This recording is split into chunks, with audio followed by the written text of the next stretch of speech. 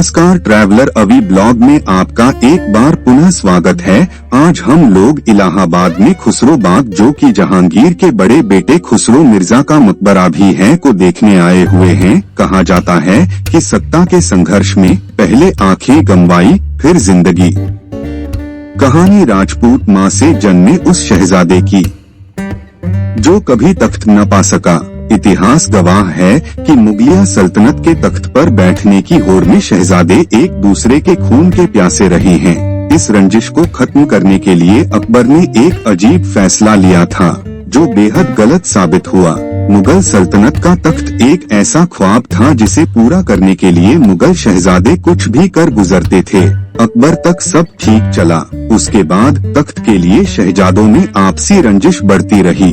अकबर ने इसका तोड़ निकालने की कोशिश की। जलालुद्दीन की इस कोशिश ने एक राजपूत माँ से उसका बच्चा छीना और मुगलिया खून को एक दूसरे का प्यासा बना दिया। ट्रैवलर अवी ब्लॉग में आज कहानी ऐसे ही एक शहजादे की जो कभी तख्त न पा सका, लेकिन सम्राट बनने के ख्वाब में पहले आंखों की रोशनी गवाई और भी जिंदगी भी। आज हम जहांगीर का ज्येष्ठ पुत्र उसी शहजादे खुसरो मिर्जा के मकबरा परिसर में आए हुए हैं। खुसरो बाग एक विशाल ऐतिहासिक बाग है, जहां जहांगीर के बेटे खुसरो और सुल्तान बेगम के मकबरे स्थित हैं। इसके प्रवेश द्वार, आसपास के बगीचों और सुल्तान बेगम के त्रिस्तरीय मकबरे की डिजाइन का श्रेय आका रजा को जाता है, जो जहांगीर के दरबार के स्थापित कलाकार थे। इस मकबरे के ऊपर एक विशाल छतरी है, जो मजबूत स्तंभों पर टिकी हुई है। बेगम के मकबरे के बगल में स्थित है खुसरो की बहन निस्सर बेगम का मकबरा। वास्तुशिल्प के लिहाज से देखें तो यह तीनों मकबरों में सबसे ज्यादा खूबसूरत है। हालांकि निथार का मकबरा भीतर से खाली है, उसमें निथार की कब्र नहीं है। यह एक ऊंचे से चबूतरनुमा ढांचे पर बना है। इसकी खूबसूरती कंगूरेदार तख्तियों से और बढ़ती है। स्तंभों की चौकियों के नीचे बने हुए हैं शानदार कमरे, जिनकी छतें चांद तारों की पेंटिंग्स से सजाई गई हैं। सेंट्रल रूम की दीवारों पर फूलों की डिजाइन उकेरी हुई है। इसके अलावा पर्शियन सनोवर, शराब के प्याले और अन्य डिजाइन भी हैं। अंतिम मकबरा पड़ता है खुसरो का। अपने पिता जहांगीर के प्रति विद्रोह करने के बाद खुसरो को पहले इसी बाग में नजरबंद रखा गया था। यहाँ से भागने के प्रयास में खुसरो मारा गया। कहते हैं यह आदेश खुसरो के भाई और जहांगीर के तीसरे बेटे खुर्रम ने दिया था। बाद में खुर्रम गद्दी पर बैठा और बादशाह शाहजहां के नाम से जाना गया। ये कहानी शुरू होती है सन 1569 से।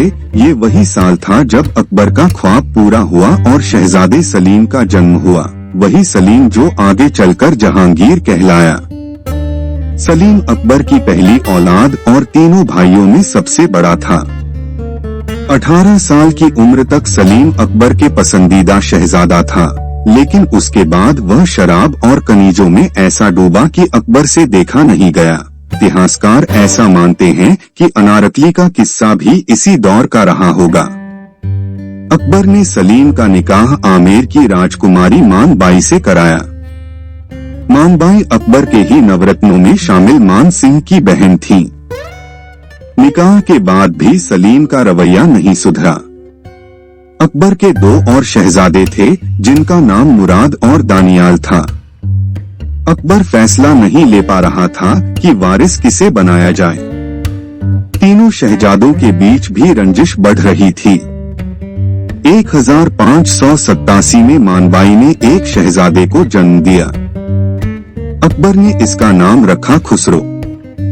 सलीम शराब और कनीजों में अभी भी डूबा रहता था। अकबर ने सलीम के 2 निकाह और कराए।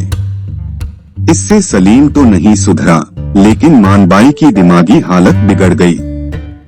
अकबर ने अपनी बेगम रुकैया के कहने पर अपने पौत्र खुसरो को गोद ले लिया। खुसरो बेहद गुणी और रूपवान था। सलीम की हरकतें बिगड़ती जा रही थीं। इसी बीच अकबर ने खुसरो को उत्तराधिकारी बनाने का निर्णय ले लिया। मानबाई की दिमागी हालत पूरी तरह बिगड़ चुकी थी। ऐसा कहा जाता है कि मानबाई ने खुदकुशी कर ली थी। 1605 में अकबर का इंतकाल हो गया, लेकिन इससे ठीक कुछ दिन पहले ही अकबर ने खुसरो को गद्दी देने का आदेश वापस लेते हुए सलीम को ही अपना उत्तराधिकारी बना दिया, जो जहांगीर कहलाया। खुसरो खुद को तख्त पर देखने की उम्मीद लगाए बैठा था। अकबर के फैसले से उसे झटका लगा। अपनी मां के साथ हुए अन्याय को लेकर पहले ही वह वालिद जहांगीर की खिलाफत करता था। ऐसे में उसने विद्रोह का बिगुल बजाया। इसमें उसके मामा मान सिंह ने भी उसका साथ दिया। जहांगीर को विद्रोह का पता चला तो उसने पहले खुसरो के साथ विद्रोह में शामिल सिपाहियों का दमन किया, फिर खुसरो की आंखें फोड़वा दी। अपनी किताब द ग्रेट मुगल्स में इतिहासकार बैम्बर गोइस्कोन ने इसकी पुष्टि की है। वह यह भी लिखते हैं कि जहांगीर बेहद क्रूर सम्राट था। उसने एक नौकर के हाथ कटवा दिए थे तो अपनी ही एक कनीज को जिंदा दफना दिया था। कहा जाता है कि खुसरो की आंखों की रोशनी चली गई थी, लेकिन फिर भी तख्त का ख्वाब दिल से नहीं गया था। यह भी कहा जाता है कि जब खुसरो की आंखें फोड़ दी गईं, तो पिता सलीम उर्फ जहांगीर ने उसके इलाज का आदेश भी दिया था। इलाज किया भी गया, लेकिन आंखें पूरी तरह ठीक नहीं हो पाईं। ऐसा कहा जाता है कि खुसरो की आंखों की थोड़ी बहुत रोशनी वापस आ गई थी। एक बार फिर उसकी आंखों में तख्त का ख्वाब पलने लगा था। लेकिन उस समय तक जहांगीर के परवेज, खुर्रम, शहरयार समेत अन्य शहजादे तख्त के दावेदार हो गए थे। जहांगीर ने अपने बेटे खुर्रम को दक्षिण के अभियान पर भेजा। खुर्रम ये जानता था कि जब तक खुसरो है तब तक वह तख्त पर नहीं बैठ सकता, क्योंकि खुसरो जहांगीर की सबसे बड़ी औलाद था। ऐसे में खुर्रम ने साजिश रची और खुसरो को अपने साथ ले गया। 1621 में उसने खुसरो की हत्या करा दी। खुर्रम जहांगीर का छठवां बेटा था, लेकिन उसने ऐसी चाल चली कि 1631 में उसे ही जहांगीर का उत्तराधिकारी बनाया गया।